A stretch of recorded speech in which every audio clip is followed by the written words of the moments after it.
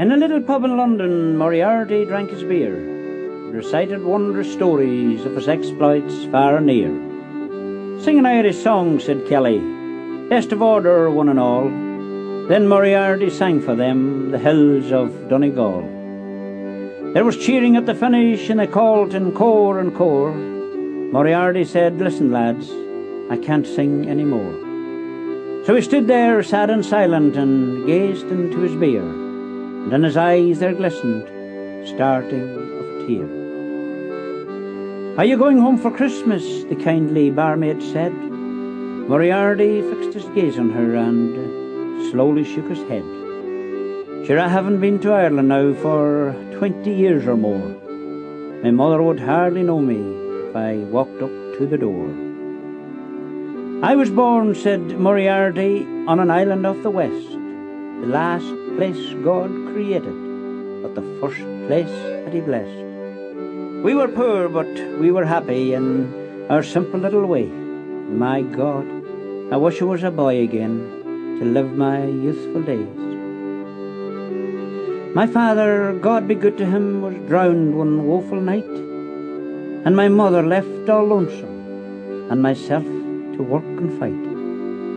So with Donald Rua McCarthy and young Michael O'Shea, I came across to England to earn an honest pay. I told my dear old mother I'd soon be home again, but the curse of drink came over me and enslaved me in its chains. So I haven't been to Ireland now for 20 years or more, but I know she's still there waiting for my footsteps at the door." Then someone started singing, "See Amid the Winter Snow." 'Twas like an old bell ringing, far away and long ago. Moriarty stood and listened, then pushed his glass away, and he made a solemn promise he'd go home for Christmas Day. So he scraped up every penny he could get into his hand, and coming up to Christmas, he sailed for Ireland. His heart was filled with gladness, and he felt content at last, as the train rolled through the Midland that brought him to the west.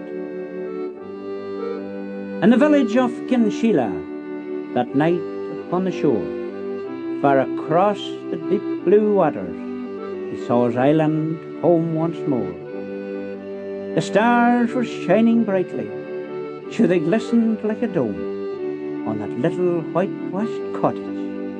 'Twas Moriarty's home. "'Tis a grand night for the sailing," said the boatman Thomas Bond. Moriarty didn't know he'd been away so long.